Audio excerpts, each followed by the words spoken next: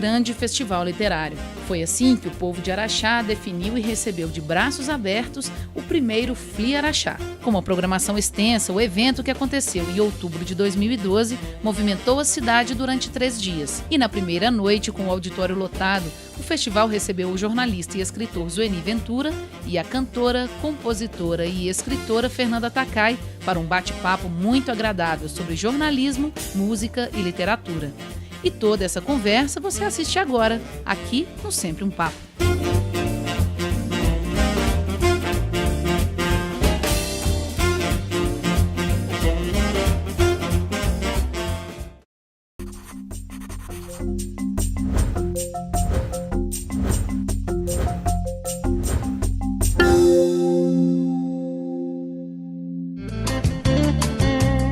Autor de 1968, O Ano que Não Terminou, 1968, O que Fizemos de Nós, Sagrada Família, entre diversas outras obras, o jornalista e escritor Zueni Ventura divertiu a plateia com muito bom humor. Casos, causos e experiências entrelaçaram a conversa tranquila desse mineiro que tem muitas histórias para contar.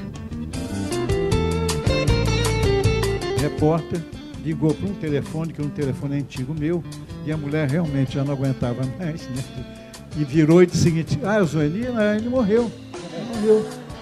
Você não sabe, não? Morreu, a mérita é inconsolável. Você via?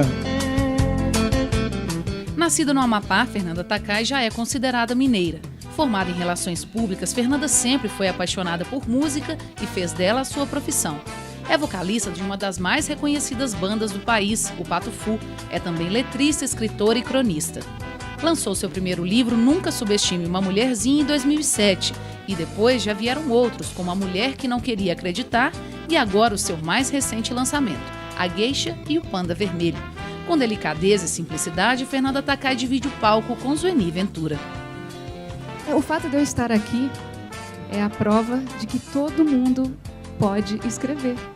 Não tem o Ratatouille, todo mundo pode cozinhar? Acho que todo mundo com dedicação, com atenção, com concentração e principalmente prática, o exercício de escrever te faz um escritor melhor. Você realmente vai encontrando a sua voz e o seu público também, né? Já que a minha história não começou na literatura e começou na música. E é por ouvir essas e muitas outras histórias que você é o nosso convidado para mais uma edição do programa, desta vez, direto de Araxá.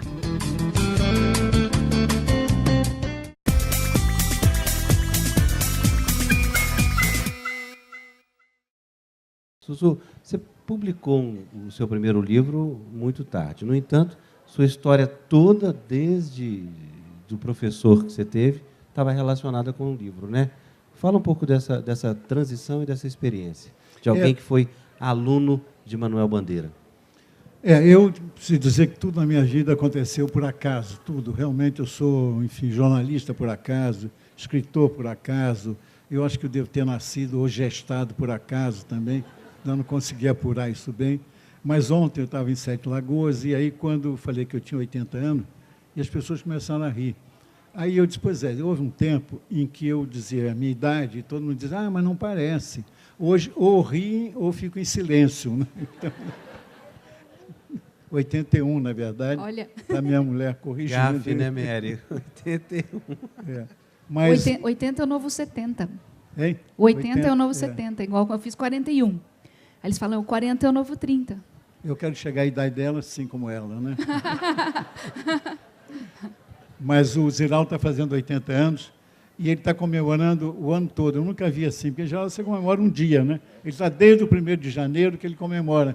Tá? Até ele vai comemorar aqui também quando chegar amanhã e tal. Tem bolo já? Mas, doce tem já, né? Está garantido. Mas, enfim, eu não vou falar, é uma longa história, fiquem tranquilos, não vou falar dela toda. Mas eu comecei um pouco assim, né? Tudo por acaso.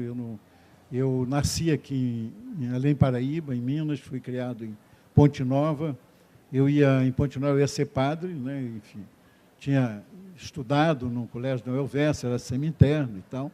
E aí, aos 11 anos, eu fui para Friburgo. Meu pai era de Friburgo, minha mãe de Minas e tal. Ele trabalhou na Estrada de Ferro Leopoldina Reilo, aqui na...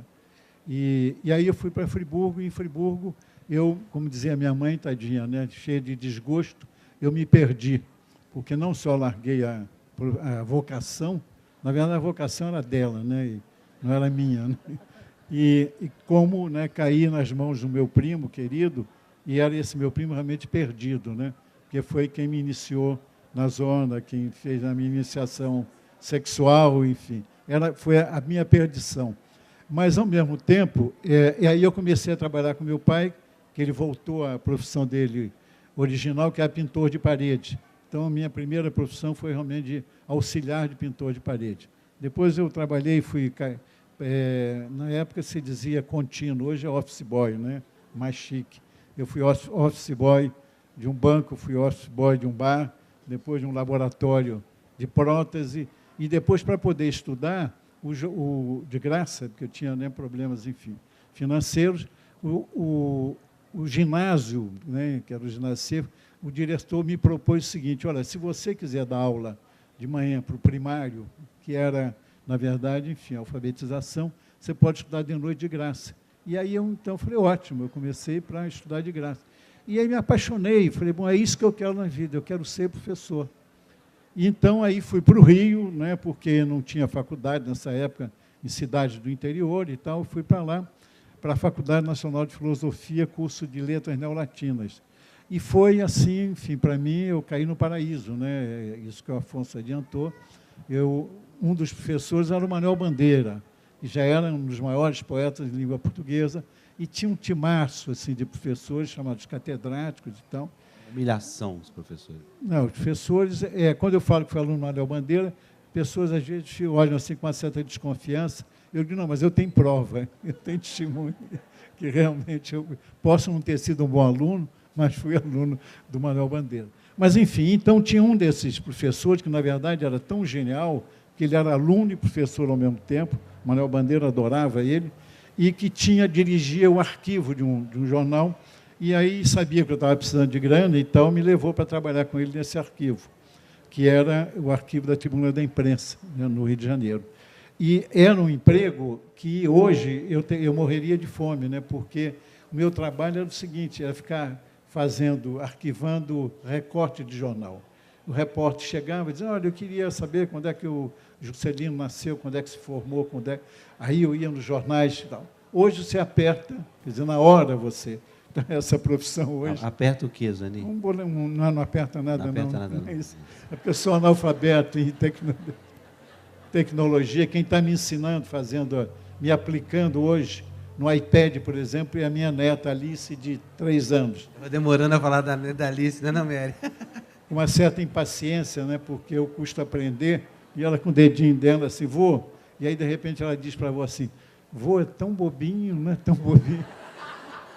Bobinho, ela quer dizer idiota, né? É tão idiota. Bom, você tem que aprender a escrever para a imprensa, vai para a redação, porque a técnica de imprensa dá uma disciplina no estilo, você vai melhorar o seu estilo e tal, tal. E eu dizia, bom, mas eu não, enfim, eu não quero ser, né? Para que eu quero estilo se eu não vou escrever, não vou ser jornalista, não vou ser escritor, eu quero ser professor, porque eu já dava aula particular e tal. E ali ficava lá fazendo esse trabalhinho que eu adorava, porque tinha tempo para ler e fazer meus trabalhos na faculdade. Aí um dia eu estava passando pela redação e o dono do jornal, que era também o diretor, o Carlos Lacerda, que era um político e tal, ele estava procurando alguém para fazer um artigo sobre um grande escritor, que já era, na minha época, o escritor de minha preferência, que é o Albert Camus, autor da Peste, né, autor de O Estrangeiro, né, de Homem Revoltado e tal. Eu adorava já o Camus, e ele estava querendo alguém para fazer o obituário do Camus. Escrevi um artigo e eu me candidatei. E, na mesma hora, eu me arrependi, porque ele era muito grosseiro com os seus subordinados, né? Pegava assim, a matéria, no dia seguinte, qual foi o imbecil que escreveu essa matéria aqui? Qual foi? Eu já achava que, no dia seguinte, ele ia procurar, cadê aquele idiota, né, que resolveu escrever, se candidatou para escrever uma matéria, né, tão ruim quanto essa e tal. Mas, enfim, aí, só para resumir a história, deu certo, o artigo saiu com uma certa, enfim, qualidade e tal, mas, na verdade, nem era o artigo, é que correu a lenda de que o contínuo do arquivo era um gênio, quer dizer, eu não era nem gênio nem contínuo. Mas aí aconteceu o seguinte, então me ofereceram 3 vezes mais do que eu ganhava no arquivo para ir para a redação, para ser jornalista. Aí eu fui para a redação, nunca mais saí. Então, né, como vocês viram, fui professor, comecei por acaso, porque eu não ia ser, né, fui também por acaso, né, jornalista, e depois tem a história de escritor, mas essa eu deixo para contar depois, que também foi por acaso. Né. Nas crônicas e nos contos também, eu ficava à vontade para tocar sobre assuntos importantes, alguns que estavam acontecendo e outros que aconteceram há muito tempo.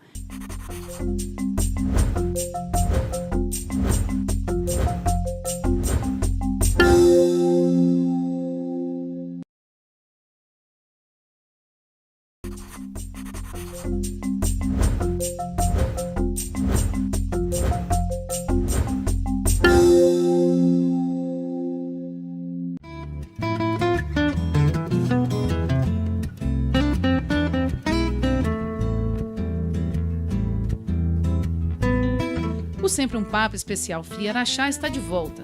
E esta semana traz os escritores Zueni Ventura e Fernanda Takai para lembrarem bons momentos, contarem histórias, descobertas e falarem, claro, sobre literatura.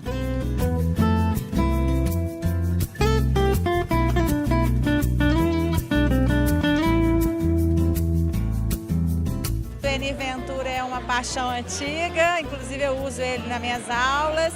A Fernanda Takai é uma gracinha e assim, uma doçura que a gente sente no cantar, no escrever.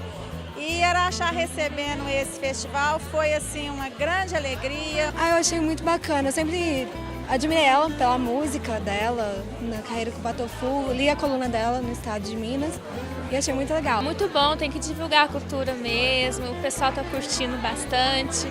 Eu vi o MV Bill, agora eu vi a Fernanda Takai e tá ótimo. A visibilidade da minha carreira artística, que começou há 20 anos, me trouxe vários convites de revistas, jornais, sites, para que eu desenvolvesse textos sobre assuntos diversos.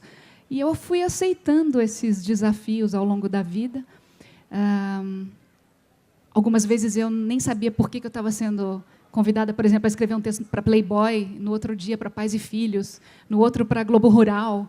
Era tudo assim, muito dispar. Mas me fez ter a noção assim, de que eu poderia realmente desenvolver vários assuntos, do meu ponto de vista, que geralmente é bem humorado, ou eu tento captar o invisível, que todo mundo acha que vê, mas, por estar anestesiado, às vezes você não repara mais, que é o grande mérito da crônica cotidiana, de você chamar a atenção do outro para uma coisa que é tão comum, mas que tem um lado extraordinário também. E assim nasceu o convite para que eu escrevesse uma coluna semanal no estado de Minas e no Correio Brasiliense. E eu fiz isso durante 6 anos. E aprendi bastante nesse tempo todo, pelo exercício de escrever e a minha dedicação a essa nova literatura que eu vinha descobrindo em mim, junto com a ajuda do público, que sempre retornava e comentava, me parava na rua, às vezes reclamava, mas eu encontrei uma outra forma de falar sobre a minha vida e que, às vezes, nas canções eu não colocava. Nas canções eu generalizava. Na escrita, eu tocava fundo em vários aspectos da minha relação com a minha mãe, com a minha família, com a música que eu escutava de outras pessoas. E foi muito bom esse processo de descoberta de que eu poderia falar sobre vários assuntos de uma forma confortável. Eu não sou de falar muito assim. Vocês geralmente não me veem muito dando entrevista sobre a minha vida particular, assim, né? Eu falo muito sobre a minha carreira, música, tudo, mas nas crônicas e nos contos também eu ficava à vontade para tocar sobre assuntos importantes, alguns que estavam acontecendo e outros que aconteceram há muito tempo, e foi muito boa essa descoberta que aconteceu por causa da minha carreira musical. Fernandinha, fala um pouquinho da sua experiência com o livro, né? Você falou da experiência de ser transportada da música para a crônica, e depois, quando você publicou o livro, que, afinal de contas, já são 2, fora um terceiro, que você vai contar a história daqui a pouquinho, né? os meus textos saíam nos jornais ou no site, só quem era assinante tinha acesso. Então, as pessoas que me conheciam pela música ficavam perguntando como é que eu consigo ler as coisas que você escreve. Eu não podia publicar no meu site, por contrato, né? Era uma coisa do jornal. E aí eu resolvi fazer a primeira coletânea, porque eu acredito muito no formato do livro, assim, eu acho que faz toda a diferença do mundo você ter o livro na bolsa, assim como eu acredito no CD ainda. Eu lanço discos e eu gosto de escolher um artista gráfico para fazer a capa, para fazer o encarte, para ter as letras ali. Então, assim, eu sou a moda antiga ainda, e eu penso que ter reunido os meus textos favoritos é muito significativo para a minha história, assim, né? Tenho 2 livros de um trabalho de 6 anos e escolhi os que mais me tocaram ali, e compartilhar isso com o público também. É muito bom saber que algumas pessoas leram os meus textos porque me conheciam como cantora, e outras que não ouviam definitivamente a minha música, mas gostavam do que eu escrevia e passaram a me ouvir de uma outra forma, passaram a sentir um carinho pela minha voz ou pelas músicas que eu interpretava por causa dos textos. Então, é uma via de 2 mãos e que me dá muito orgulho de poder ter esses 2 objetos, de ter chamado 2 artistas que eu gosto muito também para trabalhar no projeto gráfico. É uma história, né? Um documento. Acho que o livro é um documento. O livro é um documento e um estímulo. Um estímulo de fazer com que as pessoas pensem no livro como um presente, como um amigo, como um hábito. E provoque esse hábito de ter o livro com você, sempre. Agora, tem uma coisa, Fernanda, que eu acho o seguinte, que o caminho para isso é você mostrar, quer dizer, à criança, ao jovem, etc., que o livro é um prazer, quer dizer, não é um dever. Eu acho que um dos problemas, por exemplo, né, de iniciação e leitura, é você impor o livro como um dever. Tem que ler, tem que fazer, como uma obrigação chata, né? E é o que eu digo quando os jovens dizem, eu não gosto de ler. Eu falei, cara, você está perdendo, né, um momento de prazer. Eu gosto de cinema, eu vejo televisão, gosto de teatro, mas eu adoro ler, né? Quer dizer, e é realmente um prazer. Eu acho que nem sempre, eu não sei, não estou fora de universidade, de escola, mas eu me lembro, no meu tempo, tem muito essa coisa de você impor o livro, impor a leitura como uma obrigação, né? E não como essa coisa prazerosa que é o livro, né? Eu acho que isso, quer dizer, os professores, enfim, nós, né, os pais e tal, não transformar o livro num dever, mas despertar, né, o que ele tem de prazer, né?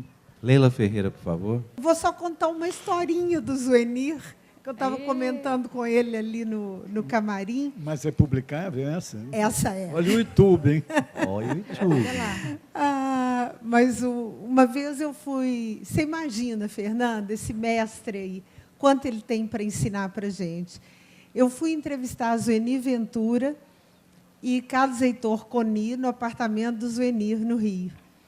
E, pouco antes da entrevista, o Zuenir telefonou avisando que o Coni não ia poder participar da entrevista, porque ele tinha sido chamado para uma reunião na Folha de São Paulo, em São Paulo.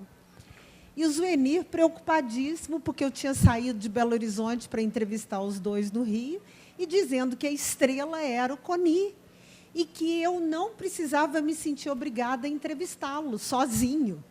E eu falei, mas imagina, é claro, estou indo para aí entrevistá-lo. Ele falou, não, mas eu vou dar um jeito. Você quer que eu chame o Ziraldo para participar? Muito bom. Então, eu fiquei tão impressionada, e foi uma entrevista maravilhosa. E o meu irmão, Zuenir, que é o Ronan, pai do Marcel, que o Zuenir conhece muito, meu sobrinho, eles se conhecem há muitos anos. O Ronan adora um trocadilho infame.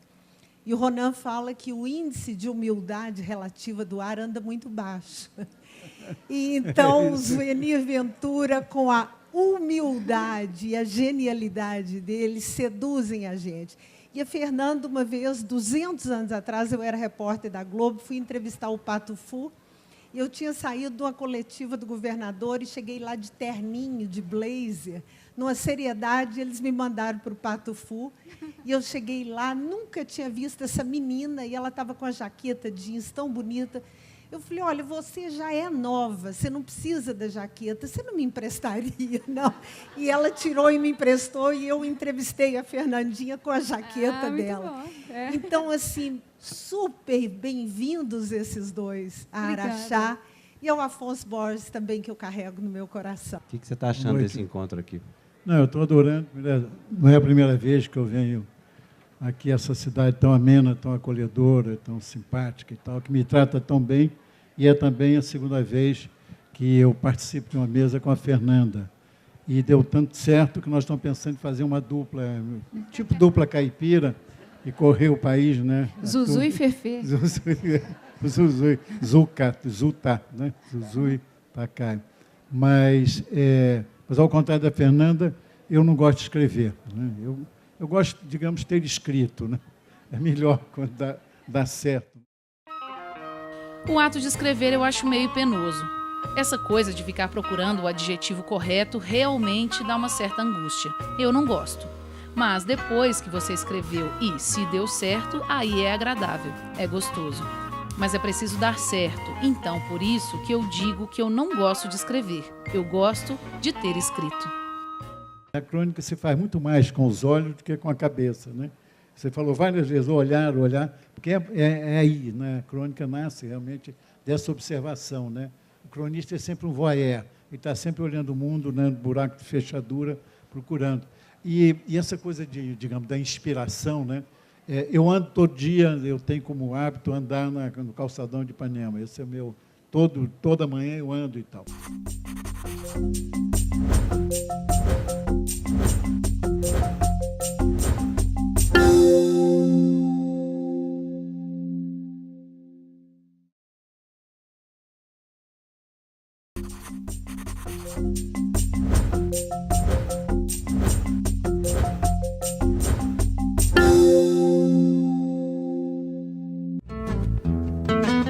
Nesta primeira edição do FLI Araxá, os araxaenses aprovaram com entusiasmo o festival. E foi com muita animação que o público encheu o auditório e participou com muitas perguntas durante os 3 dias do evento. O olhar sobre o mundo, sensibilidade e inspiração são os temas deste bloco na conversa com Zueni Ventura e Fernanda Takai. Maravilhoso. Sentir criança, adolescente, adulto e principalmente meu coração ficou assim feliz demais de perceber tanta humildade e tanta alegria em duas pessoas assim de idades tão opostas, mas que se enriquecem tanto a vida da gente. Eu achei magnífica, né? Eles colocam de uma maneira muito suave sobre a literatura, a palavra e a história deles. Eu acho que é muito importante para a gente ter essa proximidade, assim. Uma coisa que sempre me intriga, assim, tanto na minha área visual quanto nas outras artes, assim, é o processo criativo. Será que dá para vocês dois falarem um pouco de como é que é o processo de vocês? Porque eu trabalho, né, no jornalismo, você trabalha sob pressão, né, a pressão do tempo. Quer dizer, não há possibilidade de você dizer, não, hoje eu não estou disposto, né, você tem que fazer. Então, eu tenho dois dias na semana, pelo menos, eu tenho 2 colunas, uma sai na quarta-feira, outra no sábado. E, falando em coluna, né, tem um negócio que a gente chama mal de coluna. O mal de coluna, para a gente, não é a coluna cervical, é a falta de assunto. O que eu vou escrever, né, para essa coluna e tal? Que é o assunto proibido, né? O João Paulo, meu editor, ele me falou uma vez, olha, você pode me mandar suas colunas, mas nunca mande uma coluna sobre a falta de assunto. Porque o Rubem Braga foi o mais genial cronista desse país. O Rubem Braga acabou desmoralizou todo mundo, porque as melhores crônicas, segundo Manuel Bandeira, as melhores crônicas do Rubem Braga é sobre a falta de assunto, né? Então, tem crônicas dele realmente geniais, né? Capaz de falar sobre a borboleta, né? Sobre a árvore que está, né? A flor. Mas, então, você não pode mais falar sobre a falta de assunto. Mas essa pressão cria um condicionamento que você, enfim, não há possibilidade de não fazer, né? Então, eu estou, por exemplo, nessa tarefa aí, nessa função, lá no Globo, há uns 10 anos, mais até, acho que mais, 15, e nunca eu deixei de entregar uma coluna. E, às vezes, achando, né, que, bom, amanhã não vai ter coluna, amanhã vai sair em branco e tal, mas na hora sai, né? Claro que nem sempre sai bem, né? Você, às vezes, você faz uma coluna e diz assim, tomara que os amigos não leiam essa coluna, né? Mas aí também você aprende a não saber exatamente o que o leitor quer. Isso é um mistério, né? Porque você pergunta, para que leitor você escreve? Eu não sei. Não tenho, eu já desisti de saber, tentar saber, né, para quem você escreve, porque, às vezes, né, eu faço essa coluna horrorosa assim, e acho, puxa, a melhor coisa que você escreveu, a melhor coisa.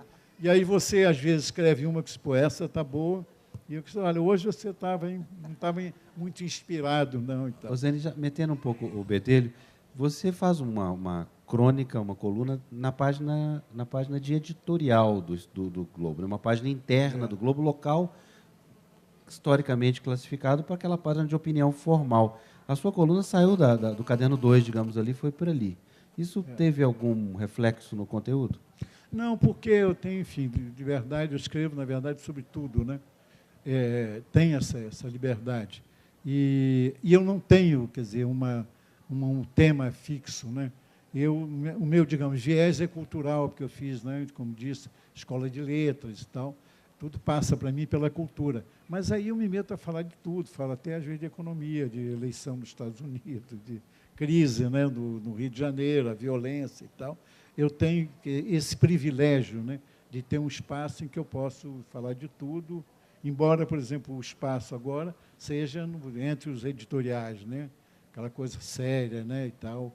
E a crônica, ao contrário disso, né, Fernanda? A crônica realmente enfim, você escreve assim, né, sem botar gravata, né, sem botar roupa de sair e tal, porque é o gênero mais democrático, né, que a gente tem. O Coni diz uma coisa, a crônica pode ser tudo, só não pode ser chata, né? A única coisa que não pode ser. E você, Fê? Quando eu comecei a escrever, eu estava, né, com a coluna fresquinha, tudo assim, e eu anotei um monte de temas numa agendinha. Falei, nossa, tem um monte de assunto que eu quero falar. Aí, 6 meses, né, meus assuntos foram todos embora. Falei, ixi, agora. Aí comecei de novo. Aí eu percebi que, na verdade, você tem que estar o tempo todo muito atento. Desde que comecei a escrever, eu anoto tudo, qualquer coisa, papelzinho. Muita gente fala, eu anoto em ticket de estacionamento, conta de, né, restaurante. Às vezes, uma figura que está comendo atrás de você te fala um negócio, você vai e anota, porque isso pode render um assunto. E aí que está a grande diferença. Você fala, então é só dar um estalo? Não. Aí você tem um estalo, mas aí você tem que desenvolver, sentar, né, ali em frente do computador, ou escrever no colo onde você está, quando está sem luz. Né? Uma vez eu tive que escrever à mão, né? Quase que eu mandei assim, mandei um motoboy buscar para entregar lá no jornal. Mas é ficar muito atento a tudo, imagens. Vários textos meus nasceram de imagens, de foto, de coisas que, a princípio, você fala, isso não vai render uma coluna. E é verdade, algumas vezes você escreve, acha que não vai dar tempo, que não vai conseguir, que, né, vai pedir a demissão ali do jornal, e resolve escrever sobre uma coisa tão singela e fala, ninguém vai ler, ninguém vai gostar, e aí vem um monte de gente falando, puxa, mas você escreveu... Eu escrevi uma vez sobre um pé de manacá na minha casa, porque eu estava completamente sem assunto. Eu falei assim, mas eu vou escrever um negócio muito legal sobre um pé de manacá. Vou ter que escrever. E sentei, fiquei escrevendo. Escrevi, mas mesmo assim achei, não, mas quem vai se interessar por um pé de manacá? E um monte de gente ficou feliz com o texto, com a história que veio dessa, né, teoricamente, da minha falta de assunto. Mas é você realmente olhar e, com a sua técnica adquirida, do seu exercício de escrever, conseguir fazer um texto que chegue a muita gente. Mas, Fernando, você disse uma coisa, desculpe só, que é o negócio do olhar, né? Quer dizer, a crônica se faz muito mais com os olhos do que com a cabeça, né? Você falou várias vezes, olhar, porque é aí, né? A crônica nasce realmente dessa observação, né? O cronista é sempre um voyeur, ele está sempre olhando o mundo, né, no buraco de fechadura, procurando. Nem sempre um tema grandioso dá uma boa crônica. Às vezes, é uma insignificância. Machado de Assis falava um pouco sobre isso, que para você fazer uma crônica, você precisa trabalhar com o aparentemente insignificante. E são essas coisas que têm realmente um significado. Que a maioria aqui, a primeira coisa que viu foi um livro de historinha. E hoje em dia as crianças não estão vendo isso mais. A primeira coisa que eles veem é um desenho que não é educativo. Vamos falar sério que não é educativo, né? E o que você pensa disso? O que você passa para a gente sobre esse assunto? Ela tem a Nina, né, de 4 anos. Eu tenho uma filha que tem 9 9 anos. Acho que alguns aqui de nós, a gente teve a sorte de ler bastante Monteiro Lobato, né, na minha época. Era uma coisa que a pessoa sempre reclama muito. E aí, a TV, ela é prejudicial? Ela entorta aí a educação? Na época que o Sítio do Pica-Pau Amarelo passava, de manhã e à tarde, né, eu tive a sorte dos meus pais comprarem os livros também. Então, eu sempre acompanhei a literatura do Monteiro Lobato, tanto na TV, eu era criança também, gostava, mas lia bastante.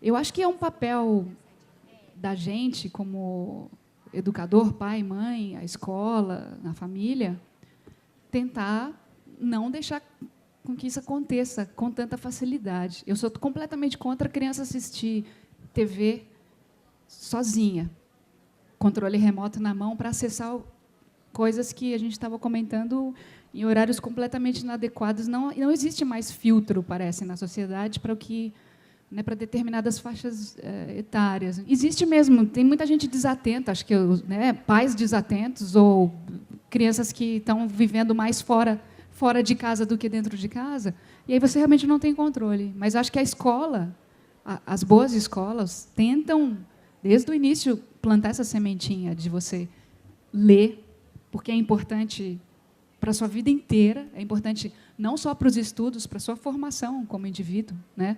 Você aprender, você desvendar outros universos que ajudam a desvendar o seu próprio, né? Você partilhar de personagens, sensações e criar outras coisas que estão além do seu mundo, da sua casa, apenas. Então, eu tento, o meu papel de mãe, primeiro, fazer com que ela leia bastante. Assim, acho que ela, vendo que os pais, né, um filho que vê que os pais leem, se sentem mais à vontade também com esse hábito, né? Eu conto a história de uma minha amiga que ela fala que ela não lê, mas ela compra livro e deixa na cabeceira dela para a filha dela pensar que ela lê. Eu falei, não, mas por que você não compra o livro que você vai gostar, né? De repente, falta você encontrar o seu caminho também. Mas tem pais que têm isso, sabe? Não, eu tenho que fazer com que a minha filha leia, com que tenha, né, um desenvolvimento adequado, tudo, mas também não faz muita coisa por isso. Mas acho que a parceria escola-família, para mim, ainda é a mola fundamental desse processo, né, para você não deixar que as crianças percam esse tempo. Olha, mas eu acho perfeito isso, aí eu vou dar o meu depoimento, voltando à Alice, né, que é o seguinte, eu acho que não há antagonismo, né, eu acho que há mais convergência. Ou seja, eu disse, né, a Alice ela vive com o iPad, mas ao lado dela tem os livros, e ela adora ler, adora que a gente leia para ela corrige, né? Eu fico, às vezes, por exemplo, a Branca de Neve, eu começo a ler e diz assim, aí a Branca de Neve tem a pele assim, porque é da cor da pele da Alice. E ela, avô, isso não está escrito. Ela sabe que eu estou mentindo, você está me enganando e tal. Mas ela adora o livro também. Então, eu acho que pode haver essa convergência. Da mesma maneira que é uma coisa meio apocalíptica, dizer vai acabar o jornal, vai acabar o livro, né? A nova tecnologia. Eu acredito muito mais, né, como na convergência do que realmente no antagonismo. Agora, começa em casa, né? Que realmente o que? Ela tem uma Alice, tem uma casa em que o pai é jornalista, a mãe, coisa, enfim, a gente adora livro. Então, ela nasceu, né, junto dos livros e tal. Então, tem isso. Adora o iPad, né? Como disse, ela está me ensinando o iPad e adora ler, né? Então, a internet, quer dizer, como toda revolução tecnológica, tem perdas e ganhos, né? Quer dizer, os ganhos a gente sabe, enfim, né, aproximou o mundo, é hoje um instrumento de informação, né, praticamente em tempo real. Né? Agora, por exemplo, toda Friburgo está te ouvindo. Pois é, hoje nós estávamos, né, Fernanda, conversando antes que a gente precisava tomar cuidado com as inconveniências, porque tudo que você diz hoje vai para o YouTube.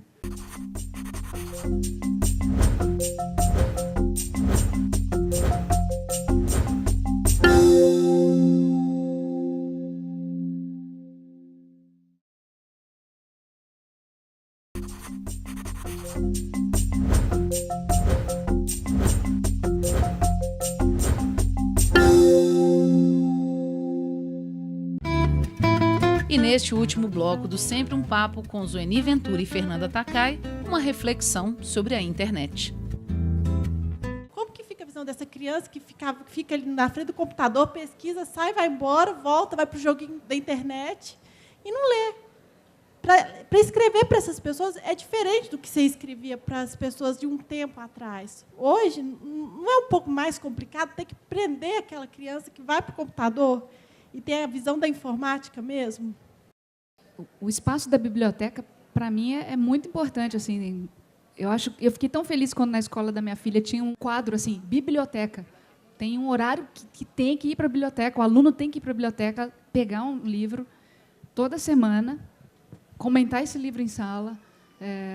Isso está havendo, de novo, um movimento, não sei, Afonso, mas eu tenho sentido assim, de novo, incentivarem todas as escolas, né, a terem o espaço da biblioteca, que isso seja obrigatório.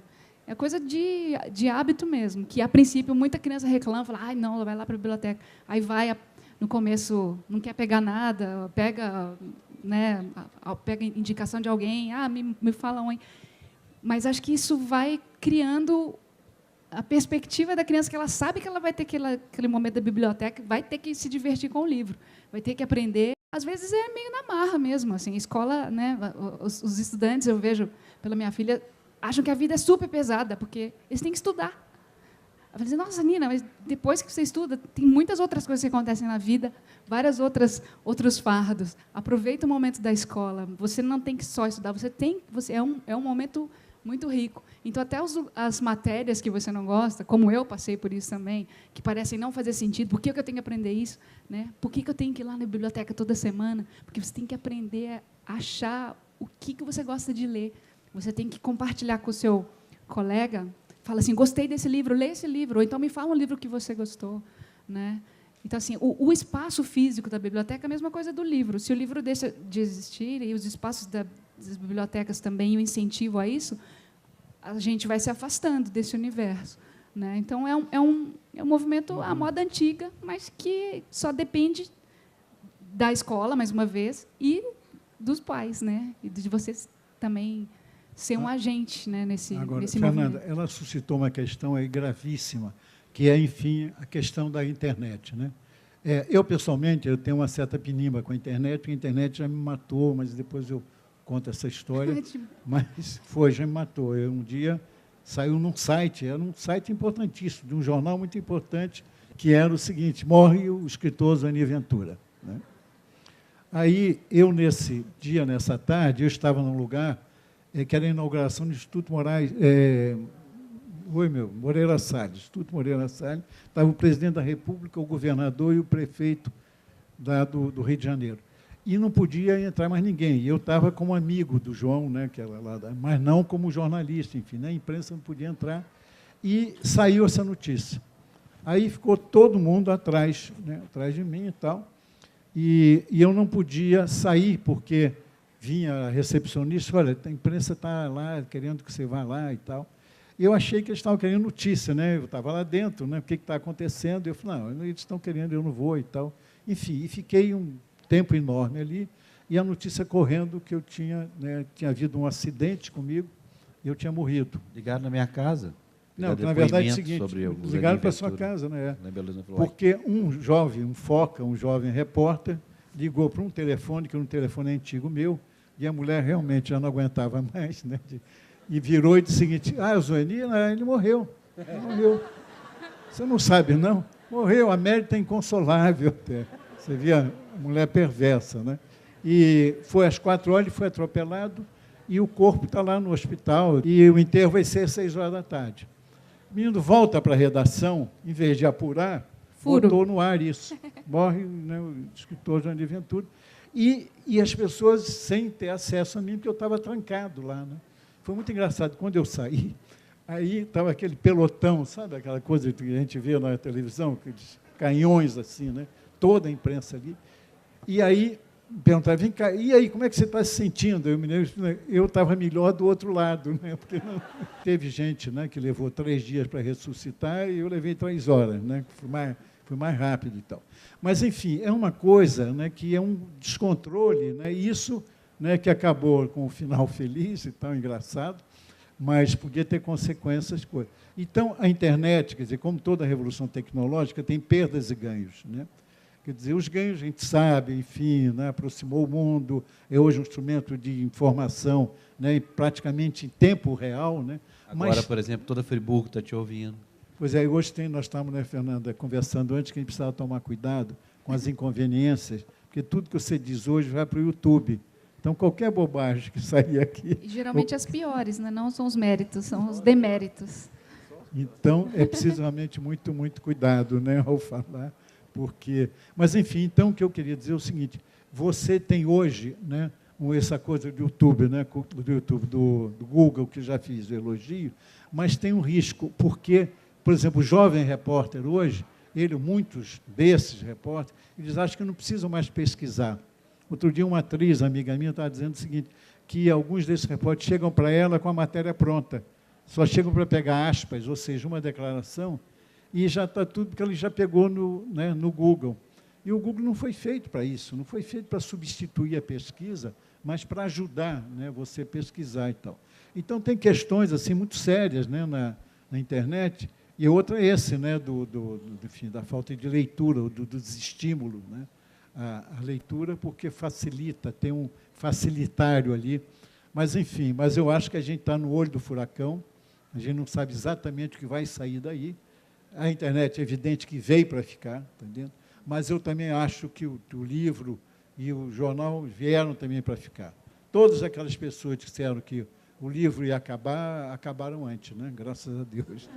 Eu gostaria de saber de vocês o que vocês pensam da interferência do Estado, né, do Ministério, na proibição de obras tais, na tal obra do Monteiro Lobato, que é Caçada de Pedrinho, parece. Acho que foi jogado um peso que definitivamente não existe. Esse peso do preconceito, assim, do meu jeito, né, do meu jeito de olhar. Assim, está sendo chamada a atenção para uma obra que é brilhante, né, longa, é tão importante.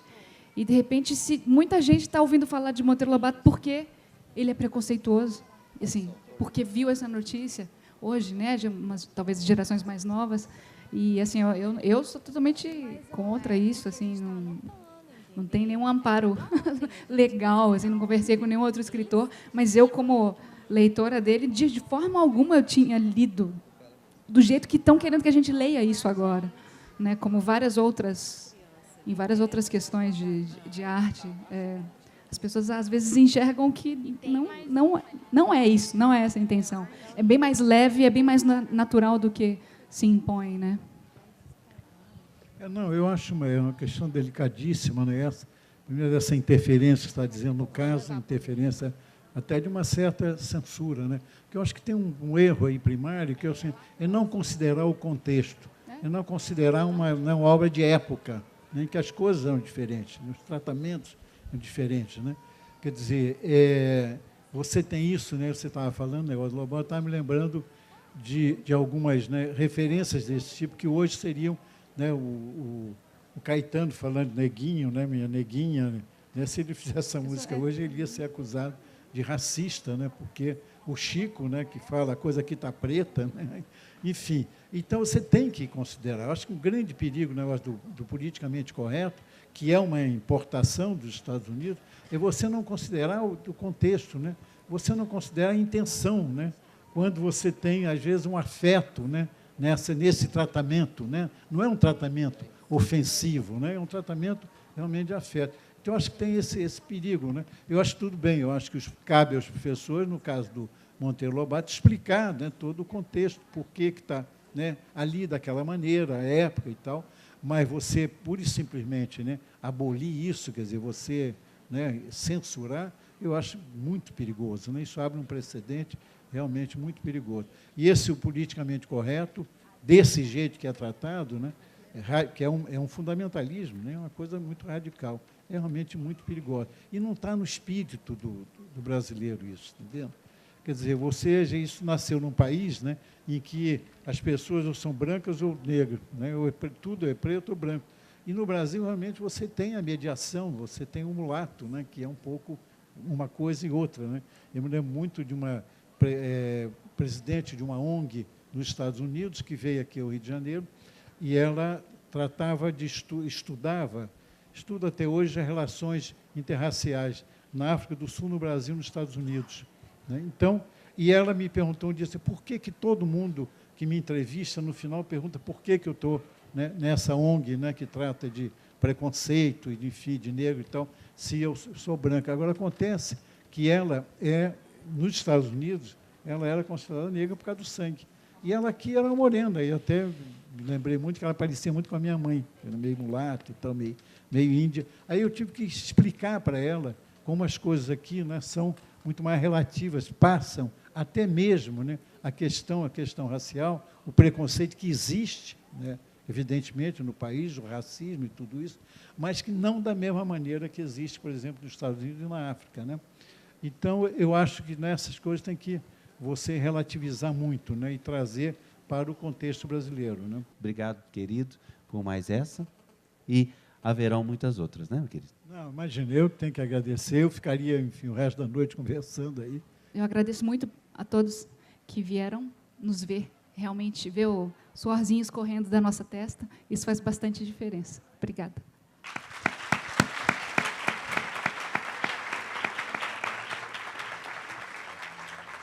Fernanda, você gosta de ler para sua filha? Gosto de ler bastante e ela me pede para fazer as vozes. Ela fala, não, mãe, não lê com voz normal. Lê com as vozes, faça as vozes. Mas agora, ela está com 9 anos, ela está começando a mudar de estilo de livro, assim. Ela está querendo ler mais sozinha, então estou respeitando isso também. Eu acho que ela agora percebeu que ela pode ler para Manu, que é a priminha dela, que tem 4 anos. Então, eu estou entregando para a Nina o dever de ler para a priminha dela e acho que ela vai ficar bastante feliz com isso. Obrigada. Escrevi também. Ela, mamãe, você sabe escrever assim? Porque ela sempre me vê escrevendo no computador, né? Imprimindo as coisas. E ela ficou assim, nossa, você sabe também. Eu falei, sei também. Para aprender a fazer o que eu estou fazendo agora, eu passei por isso também há muito tempo. Então, a gente tem que, às vezes, se aproximar. Eu gosto de tecnologia bastante, acho que é importante a gente saber lidar com esse mundo novo, né? Não fazer assim, não pegar o mouse e fazer assim, né? Se fosse controle remoto. Mas é preciso recuperar todo, né? Mostrar o processo, mostrar o caminho. Não adianta só chegar lá. Tem que saber como chegar, né? Tem que saber por onde você andou. Então, eu tenho que me lembrar disso como mãe, assim. Às vezes essas coisinhas que a Nina me fala, eu falo, nossa, acho que eu preciso fazer mais bilhetinhos para ela, né?